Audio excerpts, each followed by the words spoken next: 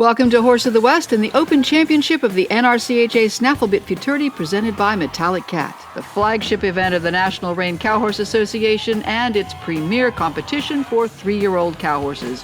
This year at the SNAFFLE Futurity, the NRCHA is welcoming a new executive director, Anna Morrison, who comes to the NRCHA from the American Quarter Horse Association, where she oversaw international programs and the American Quarter Horse Foundation. This organization is in a really good place. We've had tremendous growth. There's a lot of interest. We're on the right trajectory. So the number one thing is we don't want to fix what isn't broken. We want to keep and protect what makes NRCHA special while also broadening the table and welcoming more people to the sport, helping to gain more exposure for the sport and keep it healthy and growing long into the future. The SNAFFLE Futurity, like everything else planned in 2020, had to roll with the coronavirus, but the Futurity and all the other great events that are part of this Cowhorse Super Show came off pretty much without a hitch. We've had a great turnout this year. We weren't sure what to expect with COVID. It does look a little different. We did have to move the yearling sale over to the Watt Arena for social distance seating. We couldn't have it here in the John Justin Sale Arena. Our ticket sales are 50% capacity. We sold out within 4 days, 1,300 tickets. The Mars Equestrian American Road Deer Finals we have here during the SNAFFLE Futurity. It's always a great time, a great turnout, lots of great working dogs to watch. We had our second year for the Cowhorse for Cutters, and this is such a fun event. It's a great way for us to grow the boxing, grow interest in the NRCHA for people who are already interested in watching our sport, but it's also fun for all of us here to watch new people try this for the first time, the professionals, the non-pros, the fans that cheer them on. It's a nice way to sit down, relax, and have a good time here at SNAFFLE, but after the stress of the prelims are over. In the NRCHA, men and women compete equally, and on the non-pro side, women tend to dominate. But this year's SNAFFLE Futurity Non-Pro featured a male champion. A male non-pro has not won those finals since 1996. So in 24 years, Brett Pollock is the first man to win the non-pro Futurity finals, which is very exciting. We have 3 amazing women in our open finals this year and a lot of first-time finalists that have made the open. The open, intermediate, and limited guys are all in there. And it's nice to see a nice variety, as well as on the pedigree side as well. In the SNAFFLE Futurity Open, it's been 27 years since a woman won the championship. But in the prelims, Sarah Dawson of Perrin, Texas, led the field of more than 200 entrants by 6 points on NRCHA's Smart Chicken Tari. Here in the finals in the herd work, Sarah and this daughter of the late Smart Chickalina, a $3 million sire in the NRCHA, get started with a 2:19, which will put them in 4th going into the rein work. We got her early on in her 2-year-old year, and she's always just been a nice, solid citizen. I don't know that we knew how special she was till about July when we first started taking her to horse shows, and she just wanted to be just an outstanding show horse. But she's been pretty incredible. Sarah also squeaked a second horse into the finals, Sherry Jameson's Selva Ray by $2 million sire, Dual Ray. They end up at a 4-way tie for that 25th slot. 2:16 in the herd work, though, is going to move Sarah and Selva Ray out to a tie for 8th. I love that little mare. We actually bred her, and she's very special to me because she is out of Shine Smarter, which is the mare that was the first mare I've ever made the open finals on, and has made it possible for me to ride the horses I get to now. So that horse is very special to me, and I think she's going to be awesome as a 4- and 5-year-old when she gets bigger and stronger and more mature, but I'm very excited that she made it in there tonight. Sarah Dawson is happy not to be sitting first anymore, which she considers bad luck, and she's happy to be in a sport that provides women such great opportunities. This sport, unlike other, Olympic sports that are out there, it's like men and women compete on the same playing field because it's very equal. Current NRCHA president and $2 million rider Corey Cushing finished 5th in the prelims and is now sitting 2nd after the herd work on Dave Belson's CR Woody Diggett by Woody Be Tough. That horse has got so much style and can bend and fold and use himself in a really, really cool way. And I was just really happy that, all my herd help and myself, just cut him some real good cows to where he could show off with what he can really do. And earning a 2:23, the high score of the finals in the herd work is Clay Vollmer of Brock, Texas, on Madeline Claire Fountain's Ricardo Suave by NRCHA $3 million sire Metallic Cat. It started off real good, and he was being super accurate and fast at his feet. And then the second cow, we were having trouble finding it, and I really wanted to cut that cow, and we finally found it on the back gate. And I come around and trotted it up there, and it was fast, and he was electric. So as we head into the rain work, Clay Vollmer and Ricardo Suave are sitting first. Corey Cushing and C.R. Woody Diggett are in second. Todd Bergen and Thomas E. Trevel in third. Just ahead, the rain work and the run down the fence for our finalists here at the NRCHA Snafflebit Futurity Open Championship. Finalist Zane Davis tells Horse of the West we may not be seeing him at too many big events in the future. After this year, we're probably going to tone down the showing a lot. Coming up on Your Horse Inside and Out, sponsored by Behringer Ingelheim, we're going to talk about boosting your foal's immunity with plasma transfers. That's coming up along with some fun from the kids' activities here at the Snafflebit Futurity, plus coverage of the Cowboy Class Invitational. I've always heard it comes down to the fence run, and it sure did today. Don't write off.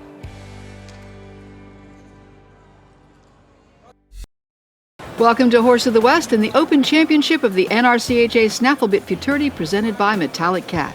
After the first of 3 events in this final, the herd work, Clay Vollmer is in first on Ricardo Suave. Corey Cushing is in second on C.R. Woody Diggett. In the second event, the rain work, Sarah Dawson shoots up the scoreboard with a 220 on NRCHA's Smart Chickentari. Down the fence, this horse had the biggest score of the prelims, a 225.5, but the judges decide to blow the whistle on Sarah's first cow, and she opts for a second one, comes away with a 217 for a 656 composite and 4th place finish on Smart Chickentari worth $50,000. Probably should have stayed with that first cow because my second cow just wasn't quite enough, but I was tickled with her.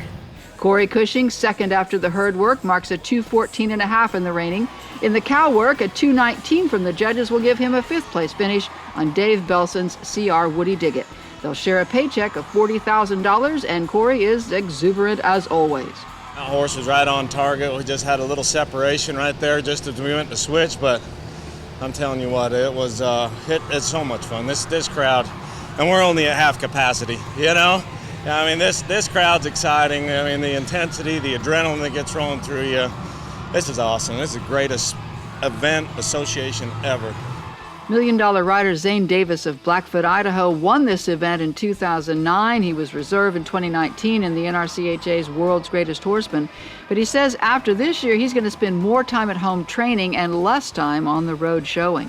Some people love it and others can't handle it as much, and I'm one of those that just can't handle it as much. And I've had 16 years of doing this, and I think, it finally takes a toll on a person after a while. Some people it takes 70 years, and some people it takes 6, Zane qualified 3 horses for the Snafflebit final, but he will get his best finish on this son of $2 million reigning sire NRCHA named Snapdragons, owned by Shane Law.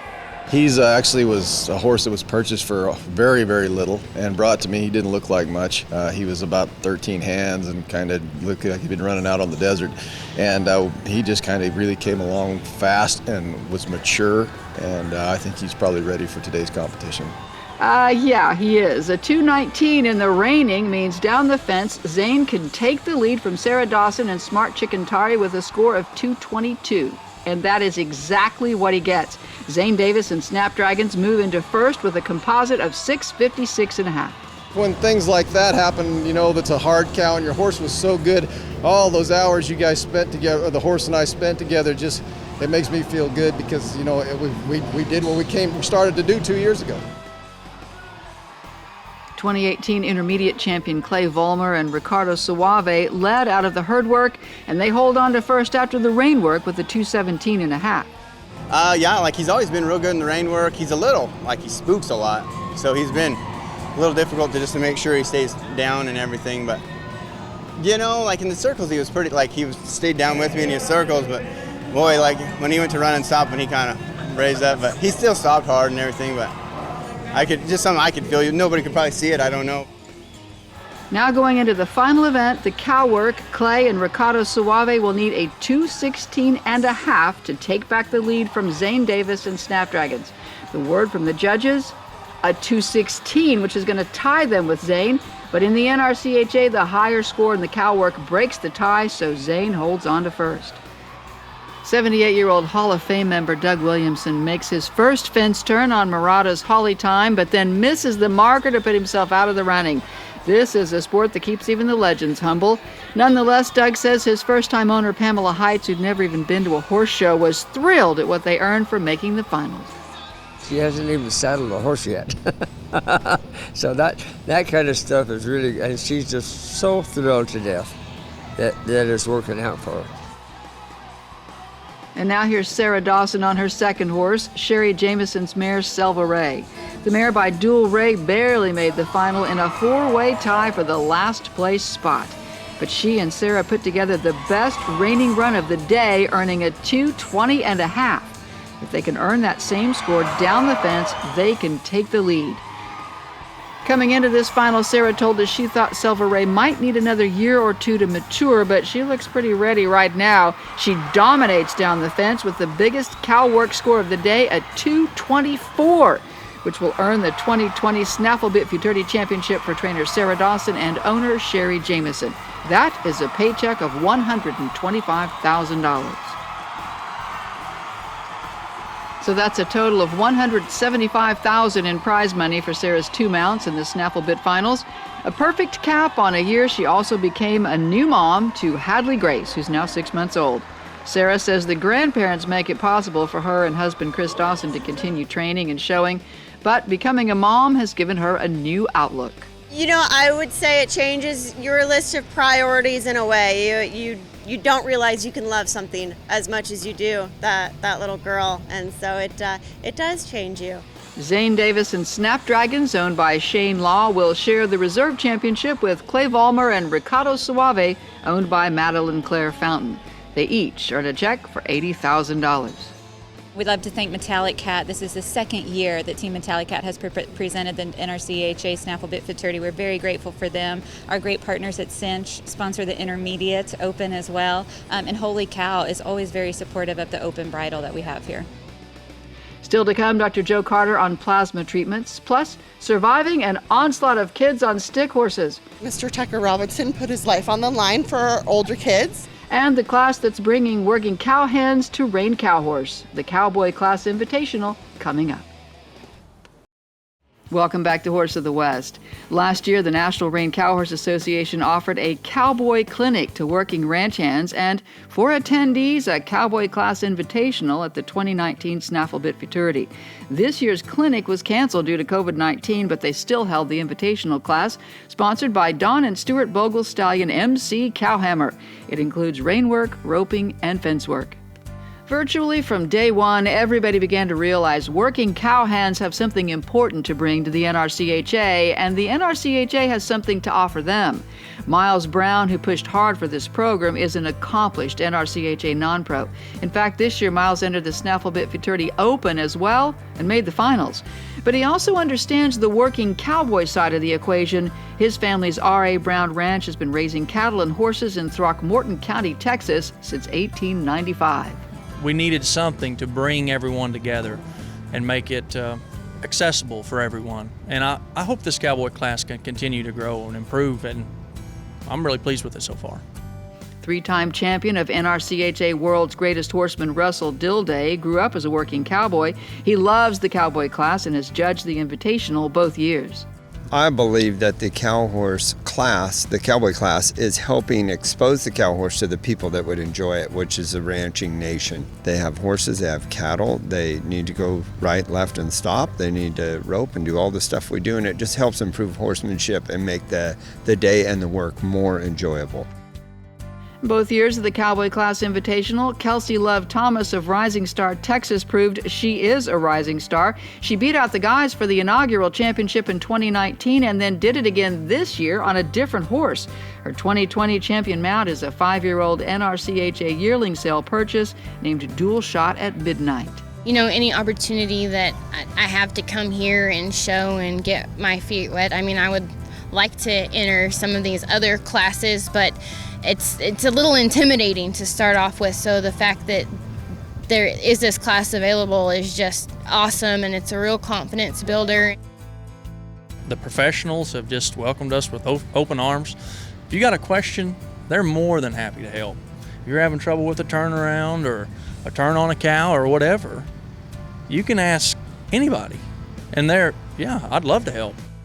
for working ranch people and people that haven't done this. It's a way to go get exposed to the cow horse and then springboard on into the futurities or the derbies or the bridle class or two-rein or hackamore classes, whatever would fit them. If you have any interest in improving your horsemanship, this is the place to go. I mean, it's a lot of fun and it's very satisfying.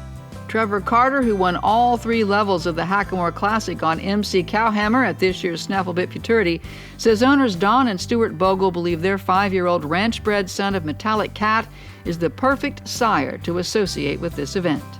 We're really glad that he could, because the ranching background with Donald and Stuart, with their ranch and their everything they're about is about ranching. So it was great to see Kelsey win a second time in the year. So she is a 2-time winner in that, and we're looking forward to great things from the competitors in that, eventually flowing into the cow horse.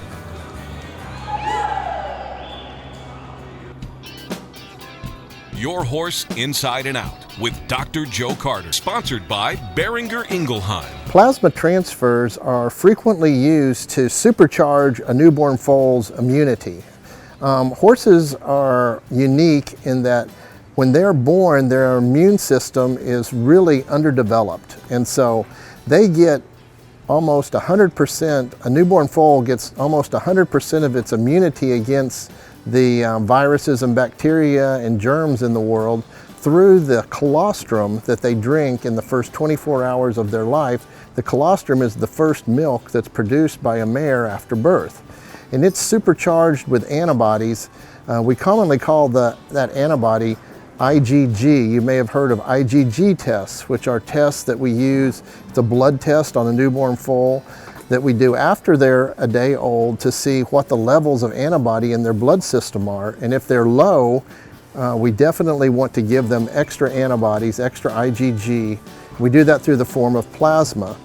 There are different companies that have used, that have donor horses that have high levels of antibodies, which are the ones that you want to use. And by giving a plasma transfer, we supercharge the foal's immune system, and it'll last them for several months, and it protects them against numerous common diseases of newborn foals, a lot of the diarrhea type viruses that they get, a lot of the bacteria that can cause diarrhea, and more importantly, a lot of the ones that cause pneumonia like rhodococcus. And so supercharged plasma given after birth is a way that we can really boost a foal's immune system and protect them against many of the common diseases in their first 3 or 4 months of life. And I'm Dr. Joe Carter with Your Horse Inside and Out.